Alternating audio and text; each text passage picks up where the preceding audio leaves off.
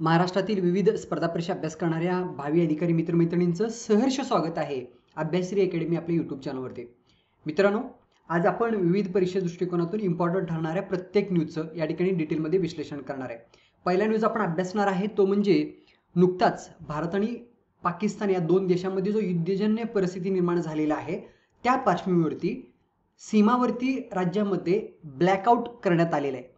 तर आपणासाठी परीक्षा दृष्टिकोनातून ब्लॅकआउट कन्सेप्ट काय आहे आणि प्रामुख्याने ह्याचा उपयोग काय होतो, उद्देश काय आहे ते लक्षात घेऊया। तर मित्रांनो, सैनिकी किंवा आपत्कालीन परिस्थितीमधील जो ब्लॅकआउट असतो तर त्याला म्हणतात वॉर टाइम इमर्जन्सी ब्लॅकआउट, म्हणजेच एक सुरक्षा उपाय म्हणून याला ओळखली जाते। या माध्यमातून काय केलं जातं तर एखाद्या शहरातील किंवा एखाद्या भागातील सर्व ठिकाणचे असणारे जे काही प्रकाश आहे ते बंद केला जातो। म्हणजे त्यामध्ये रस्त्यावरील दिवे असतील, घरातील दिवे असतील किंवा गाड्याचे हेडलाईन्स असतील तर ते कम्प्लिटली रात्रीच्या वेळी बंद केले जातात। ह्याचा मुख्य उद्देश काय असतो तर शत्रूच्या हवाई हल्ल्यापासून स्वतःचा बचाव करणं हा प्रमुख उद्देश असतो। म्हणजे जेव्हा युद्धकालीन परिस्थिती निर्माण होते, विशेषतः हवाई हल्ल्यांचा धोका असतो, त्यावेळी शत्रूच्या विमानांना जमिनीवरील जे काही ठिकाणे आहे ते दिसू नये हे त्यामागे उद्देश असतो आणि संपूर्ण भाग त्यामध्ये अंधारात ठेवला जातो। त्यामुळे शत्रूंचा जो काही लक्ष्य आहे तो कठीण होतो। तर मित्रांनो, आपण ब्लॅकआउट हा कन्सेप्ट आजच्या सेशनमध्ये पहिल्या न्यूज अंतर्गत आपण या ठिकाणी कव्हर केला। प्रामुख्याने भारतामध्ये जर विचारात घेतला तर हरियाणा असेल, पंजाब, हिमाचल प्रदेश, गुजरात, राजस्थान हा जो काही पाकिस्तानचा सीमावर्ती भाग आहे, पाकिस्तान देशाला लागून असणारा जो सीमावर्ती भाग आहे तर त्या प्रदेशामध्ये ब्लॅकआउट लागू करण्यात आला आहे। यानंतर समजून घेऊया मित्रांनो ऑपरेशन सिंदूर बद्दल डिटेल माहिती। ऑपरेशन सिंदूर जो की पाकिस्तान विरोधामध्ये 7 तारखेला चालू महिन्यामध्ये करण्यात आला होता।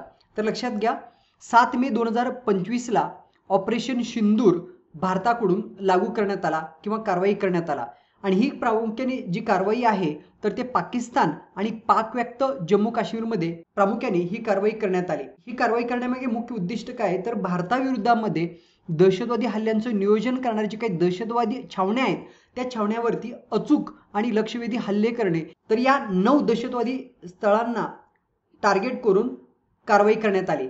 मग त्यामध्ये हे 9 जे काही दहशतवादी तळे आहेत पाकिस्तान किंवा पाकव्याप्त काश्मीरमधील, तर त्यामध्ये बघा मुझफ्फरमधील 2, पहिला म्हणजे सवाई नाला कॅम्प, दुसरा म्हणजे सईदना बिलाल कॅम्प, त्यानंतर कोटलीमधील गुलपूर कॅम्प आणि अब्बास कॅम्प, त्यानंतर भिंबरमधील बर्नाळा कॅम्प, त्यानंतर मुरिदकेमधील मरकज ए तय्यबा कॅम्प, त्यानंतर बहालपूरमधील मरकज सुबान कॅम्प, त्यानंतर तेहरानमधील सर्जल कॅम्प आणि सियालकोटमधील मेहमुना जोया कॅम्प या 9 ठिकाणी ऑपरेशन सिंदूर अंतर्गत कारवाई करण्यात आली। मित्रांनो, ही कारवाई का करण्याचं डिसिजन भारताने घेतलंय तर गेल्या महिन्यामध्ये 22 एप्रिल 2025 ला बायसरान व्हॅली जवळील एका लोकप्रिय पर्यटन स्थळी म्हणजे पहलगाम या ठिकाणी दहशतवादी अमानुष्य हल्ला झाला आणि त्या हल्ल्यामध्ये 25 भारतीय आणि 1 नेपाळी नागरिकांचा मृत्यू झाला। या प्रमुख हल्ल्याचा सूत्रधार शेख सज्जाद गुल होता, जो की द रेजिस्टन्स फ्रंट या संघटनेचा प्रमुख आहे। मग या पार्श्वभूमीवरती भारताची भूमिका जर विचारात घेतली तर दहशतवाद विरोधामध्ये कठोर पावले उचलणे आणि राष्ट्रीय सुरक्षेच्या रक्षणासाठी निर्णायक कारवाई करणे हे भूमिका घेऊन भारताने ऑपरेशन सिंदूर लॉन्च केलेला आहे। याच ऑपरेशनचा भाग म्हणून भारताने जी काही कारवाई केलेली आहे तर त्यामध्ये अचूक लक्ष्यभेदी शस्त्र प्रणालीचा वापर करण्यात आलेला आहे। ठीक आहे, तर लक्षात घ्या मित्रांनो, पाकिस्तान आणि पाकव्याप्त काश्मीरमधील दहशतवादी तळे उद्ध्वस्त करण्यासाठी भारताने अचूक हल्ला केलेला आहे आणि त्या अचूक हल्ला करण्यासाठी शस्त्र प्रणालीचा वापर केलेला आहे। तर त्यामध्ये कोणत्या शस्त्र प्रणालीचा वापर केलेला आहे हे आपल्याला लक्षात घेणं गरजेचं आहे। तर मित्रांनो, त्यातला पहिला म्हणजे स्कॅल्प क्रूज क्षेपणास्त्र आणि हॅमर बॉम्बचा वापर करण्यात आलेला आहे। त्यानंतर आत्मघाती ड्रोनचा वापर करण्यात आलेला आहे। तर त्या आत्मघाती ड्रोनचं नाव काय आहे तर कामिकेज ड्रोन, हे तुम्ही लक्षात ठेवा। हॅमर बॉम्बचा फुल फॉर्म काय होतो तर highly agile modular munition extend range, हे त्याचं फुल फॉर्म आहे। या सोबतच जे काही विमानाच्या माध्यमातून हे बॉम्ब हल्ले करण्यात आलेले आहेत, एअर स्ट्राईक करण्यात आलेले आहेत, तर त्यामध्ये प्रामुख्याने राफेल विमान आणि सुखोई 30 MKI विमानाचा वापर करण्यात आले आहे. हे सर्व नावं, हे की पॉइंट तुम्ही सगळ्यांनी या ठिकाणी लक्षात ठेवणं अपेक्षित आहे. हॅमर बॉम्बचा वापर प्रामुख्याने हवेतून जमिनीवरती मारा करण्यासाठी केला जातो.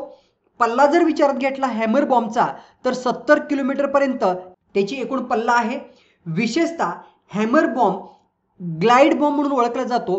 कमी उंचीवरून देखील हे मारा करण्यास सक्षम म्हणून ओळखला जातो. आणि हॅमर बॉम्बची निर्मिती प्रामुख्याने फ्रान्सच्या सॅफ्रन कंपनीकडून करण्यात आलेले आहे. हे तुम्ही सगळ्यांनी या ठिकाणी लक्षात ठेवा.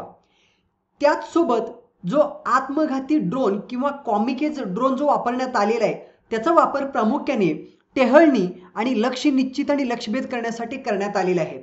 ऑपरेशन सिंदूर ची कारवाई कंप्लीट झाल्यानंतर भारताचे परराष्ट्र सचिव विक्रम मिस्री त्यांच्यासोबत पत्रकार परिषदेला संबोधित करणाऱ्या कर्नल सोफिया कुरेशी आणि विंग कमांडर योमिका सिंग चर्चेमध्ये आहेत. तर आता या प्रत्येकांचं थोडंसं आपण माहिती जाणून घेण्याचा प्रयत्न करूया. त्यातील म्हणजे पत्रकार परिषदेमध्ये संबोधित करणाऱ्या 3 व्यक्ती, एक म्हणजे भारताचे परराष्ट्र सचिव विक्रम मिस्री, दुसरे म्हणजे कर्नल सोफिया कुरेशी आणि तिसरे म्हणजे विंग कमांडर योमिका सिंग. तर आता आपण योमिका सिंग यांच्याबद्दल माहिती जाणून घेण्याचा प्रयत्न करूया. योमिका या नावाचा अर्थ मित्रांनो, योम म्हणजे आकाश आणि इका म्हणजे मुलगी, म्हणजे योमिका म्हणजे आकाश कन्या असा त्यांचा अर्थ होतो. योमिका सिंग कोण आहेत? तर त्या भारतीय हवाई दलामध्ये विंग कमांडर म्हणून कार्यरत असणारे भारतीय हवाई दलातील कुशल हेलिकॉप्टर चालक आहेत. मित्रांनो, अभियांत्रिकी शिक्षणानंतर योमिका सिंग हवाई दलामध्ये प्रवेश केले होते. 18 ऑक्टोबर 2019 मध्ये हेलिकॉप्टर चालक म्हणून त्यांची कायमस्वरूपी अधिकारी म्हणून नेमणूक करण्यात आले. जवळपास 2500 तासापेक्षा अधिक त्यांना उड्डाणाचा अनुभव आहे. जम्मू काश्मीर, ईशान्य भारत यासारख्या दुर्गम आणि उंच प्रदेशामध्ये उड्डाण करण्याची कौशल्य त्यांच्याकडे आहे. ऑपरेशन सिंदूर नंतर जी काही पत्रकार परिषद घेण्यात आली त्या पत्रकार परिषदेमध्ये सहभाग असणारी दुसरी व्यक्ती आहे, त्यांचं नाव आहे कर्नल सोफिया कुरेशी. मित्रांनो, कर्नल सोफिया कुरेशी हे भारतीय लष्करातील एक आदर्श महिला अधिकारी म्हणून ओळखले जातात. त्यांचं मूळ गाव बडोदा आहे. कुटुंबाची पार्श्वभूमी जर विचारात घेतली तर त्यांचे आजोबा भारतीय लष्करामध्ये होते, म्हणजे लष्करी संस्कार त्यांच्यामध्ये बालपणापासून रुजले गेले आहेत. शिक्षण आणि प्रशिक्षण जर विचारात घेतला तर त्यांचा म्हणजे कर्नल सोफिया कुरेशी यांचा जैव रासायनिक शास्त्रामध्ये पदव्युत्तर पदवी त्यांनी संपादन केलेला आहे. 1997 मध्ये लष्करी प्रशिक्षण चेन्नईमधील ऑफिसर ट्रेनिंग अकॅडमीमध्ये पूर्ण केलेलं आहे आणि 1999 मध्ये कारगिल युद्धाच्या काळामध्ये त्यांनी भारतीय सैन्य दलामध्ये दाखल झालेले आहेत. याआधी 2016 मध्ये force 18 multinational field training exercise पार पाडला गेला होता. या एक्सरसाइज मध्ये जवळपास 40 सदस्यीय भारतीय तुकडी सहभागी झाली होती आणि या तुकडीचं नेतृत्व कर्नल सोफिया कुरेशी यांनी केले होते. तर कर्नल सोफिया कुरेशी ह्या पहिल्या महिला अधिकारी आहेत ज्यांनी अशा पद्धतीची जबाबदारी सांभाळली आहे. तर या force 18 multinational field training exercise मध्ये सहभागी देश जर विचारात घेतला तर आशियान देश आणि इतर काही देश यामध्ये सहभागी झाल्या होत्या. आजच्या सेशन मधला दुसरा इम्पॉर्टंट न्यूज तो म्हणजे चर्चेतील पुस्तक या घटकांतर्गत आपण या ठिकाणी कव्हर करतो. पुस्तक आणि लेखक या घटकांतर्गत विविध परीक्षेमध्ये प्रश्न विचारले जातात. तर त्यातला पहिला पुस्तक आहे द अनडाईंग लाईट. द अनडाईंग लाईट या पुस्तकाचे लेखक कोण आहेत? त्यांचं नाव आहे गोपाळकृष्ण गांधी, हे लक्षात ठेवा. आणि दुसरा पुस्तक चर्चेमध्ये आहे तो म्हणजे the cantonment conspiracy a military thriller. या पुस्तकाचे लेखक आहेत माजी लष्कर प्रमुख जनरल मनोज नरवणे.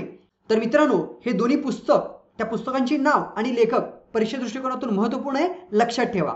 यानंतर आजच्या सेशन मधला तिसरा इम्पॉर्टंट न्यूज आपण या ठिकाणी कव्हर करतोय, समजून घेतोय, तो म्हणजे महाराष्ट्र साहित्य परिषद पुरस्कार 2025 चर्चेमध्ये आहे. तर महाराष्ट्र साहित्य परिषद पुरस्कार अंतर्गत लक्ष्मण गायकवाड हे प्रामुख्याने उचल्याकार म्हणून प्रसिद्ध आहेत. 1988 मध्ये उचल्या या कादंबरीला साहित्य अकादमी पुरस्कार मिळाला होता. यासोबतच महाराष्ट्र साहित्य परिषद पुरस्कार 2025 अंतर्गत डॉक्टर भीमराव कुलकर्णी कार्यकर्ता पुरस्कार 2025 डॉक्टर गीताली व्ही म यांना जाहीर झालेला आहे। तर हे दोन्ही इन्फॉर्मेशन लक्षात ठेवा। त्यातला पहिला म्हणजे मसाप जीवनगौरव पुरस्कार कोणाला दिला गेलाय? लक्ष्मण गायकवाड यांना। त्यानंतर दुसरा म्हणजे भीमराव कुलकर्णी कार्यकर्ता पुरस्कार कोणाला दिला गेला आहे? डॉक्टर गीताली व्ही म। हे नावं लक्षात ठेवणं या ठिकाणी अपेक्षित आहे। यानंतर मित्रांनो आजच्या सेशन मधला चौथा इम्पॉर्टंट न्यूज या ठिकाणी आपण कव्हर करतोय। अगेन हा चौथा न्यूज देखील पुरस्कार या घटकाशी संबंधित असणारा एक महत्त्वपूर्ण न्यूज आहे। झालं काय मित्रांनो, नुकताच पुण्यामधील आयसर या संस्थेमध्ये प्राध्यापक म्हणून कार्यरत असणारे डॉक्टर सीमा शर्मा आणि डॉक्टर सौरभ दुबे यांच्यासह त्यांच्या 23 संशोधक सहकाऱ्यांची यंदाच्या मूलभूत पदार्थ विज्ञानातील ब्रेक थ्रू पुरस्कारासाठी निवड करण्यात आली। ब्रेक थ्रू पुरस्काराचं स्वरूप पहिल्यांदा लक्षात घ्या। मूलभूत विज्ञानातील क्रांतिकारी संशोधनासाठी दरवर्षी हा पुरस्कार दिला जातो। प्रामुख्याने मूलभूत विज्ञानामध्ये भौतिकशास्त्र, जीवशास्त्र आणि गणितचा समावेश होतो। ब्रेक थ्रू पुरस्कार प्रामुख्याने ब्रेक थ्रू प्राइज फाउंडेशन कडून दिला जातो। 2025 या वर्षामध्ये जर विचारात घेतला तर CMS सहित लार्ज हायड्रोजन कोलाइडर प्रकल्पांतर्गत ॲलिस, दुसरा ॲटलास आणि तिसरा LHCb CERN च्या आंतरराष्ट्रीय सहयोग गटाने देखील 2025 या वर्षामध्ये ब्रेक थ्रू पुरस्कार देऊन सन्मानित करण्यात येणार आहे। मित्रांनो आयसर पुण्याचे योगदान आणि गौरव जर विचारात घेतला तर आयसरचं फुल फॉर्म लक्षात ठेवा, भारतीय विज्ञान शिक्षण आणि संशोधन संस्था। कुठं आहे? पुण्यामध्ये। तर या अंतर्गत या संस्थेमध्ये कार्यरत असणारे प्राध्यापक सीमा शर्मा आणि प्राध्यापक डॉक्टर सौरभ दुबे यांना या पुरस्कारासाठी निवड करण्यात आलाय। संबंधित प्रकल्प जर विचारात घेतला तर कॉम्पॅक्ट म्युऑन सोलिनाइड यासाठी त्यांनी योगदान दिलेलं आहे आणि त्याचमुळे डॉक्टर सीमा शर्मा आणि डॉक्टर सौरभ दुबे यांची या पुरस्कारासाठी निवड करण्यात आला आहे। मित्रांनो यानंतर आजच्या सेशन मधला पाचवा इम्पॉर्टंट न्यूज आपण या ठिकाणी कव्हर करतोय। व्यक्ती विशेष घटकाचा भाग म्हणून, म्हणजे एखादी व्यक्ती जर चर्चेमध्ये असेल, चर्चेत असण्याचं प्रमुख दोन कारण असतात। एक म्हणजे त्या व्यक्तीचं एखाद्या प्रमुख पदावरती नियुक्ती होणं, दुसरं म्हणजे त्या व्यक्तीचं निधन होणं। तर निधन वार्ता या घटकांतर्गत नुकताच ज्येष्ठ नाट्य समीक्षक माधव वजे यांचं निधन झालेलं आहे। मित्रांनो तर आता माधव वजे यांच्याशी संबंधित, त्यांच्या कार्याशी संबंधित येणाऱ्या परीक्षेमध्ये प्रश्न विचारला जाऊ शकतो। त्यामुळे आपण समजून घेणार आहे माधव वजे यांच्याबद्दल। मित्रांनो साहित्य सम्राट आचार्य अत्रे यांच्या श्यामची आई या राष्ट्रपती पुरस्कार प्राप्त चित्रपटातील त्यांनी मुख्य भूमिका साकारली होती। तर श्यामची आई या चित्रपटामध्ये मुख्य भूमिका साकारणारे ज्येष्ठ अभिनेते, ज्येष्ठ नाट्य समीक्षक माधव वजे यांचं दिनांक 7 मे 2025 ला निधन झालेलं आहे। त्यांचा जन्म 21 ऑक्टोबर 1939 मध्ये पुण्यामध्ये त्यांचा जन्म झालेला आहे। प्रामुख्याने ते अभिनेते, दिग्दर्शक, नाट्यगुरू आणि नाट्य समीक्षक म्हणून ओळखले जातात। श्यामची आई या चित्रपटामध्ये त्यांनी मुख्य भूमिका साकारली होती आणि श्यामची आई या चित्रपटाला राष्ट्रपती पुरस्कार मिळालेला आहे। भारतीय आणि पाश्चात्य प्रथितयश नाटककारांच्या नाटकांच्या प्रयोगाचं दिग्दर्शन त्यांनी केले होते। एवढंच नाही तर आंतरराष्ट्रीय नाट्य समीक्षक संघाचे ते सभासद होते आणि देश विदेशामध्ये नाट्यविषयक शोध निबंध त्यांनी सादर केले होते। त्यांचं जर शिक्षण आणि अध्यापन जर विचारात घेतला, प्रामुख्याने पुण्यामधील सावित्रीबाई फुले पुणे विद्यापीठाचे ललित कला केंद्रामध्ये ते अभ्यांगत प्राध्यापक म्हणून कार्यरत होते। सोबतच गोवामधील कला अकादमीच्या नाट्य विभागामध्ये देखील ते अभ्यागत प्राध्यापक म्हणून त्यांनी काम केलेले।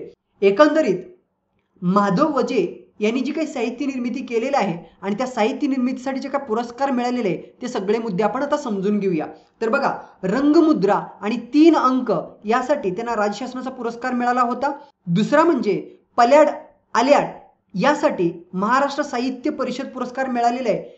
अशा पद्धतीने मित्रांनो आजच्या सेशनमध्ये शॉर्ट बोर्ड स्वीटमध्ये आपण प्रत्येक न्यूजचं डिटेलमध्ये या ठिकाणी विश्लेषण करण्याचा प्रयत्न केला आहे। आजचा लेक्चर सर्वांना जर आवडला असेल, सर्वांनी लेक्चरला लाईक करा, इतर मित्रमैत्रिणी लेक्चर शेअर करा, चॅनलला पहिल्यांदा व्हिजिट केलं असेल तर सबस्क्राईब करा आणि आजच्या प्रत्येक न्यूजवरती तयार होऊ शकणारे सर्व प्रश्न तुम्ही अभ्यासर अकॅडमीच्या टेलिग्राम चॅनलच्या माध्यमातून प्रॅक्टिस करू शकता, सर्व प्रश्नांचा अभ्यास करू शकता। तर डिस्क्रिप्शन बॉक्समध्ये अभ्यासर अकॅडमीचा लिंक दिलेला आहे, तिथून तुम्ही Abhyasar academy telegram channel join करा। परत भेटूया नेक्स्ट सेशनमध्ये. Thank you so much for today new discussion. Have a great day. Jai Hind.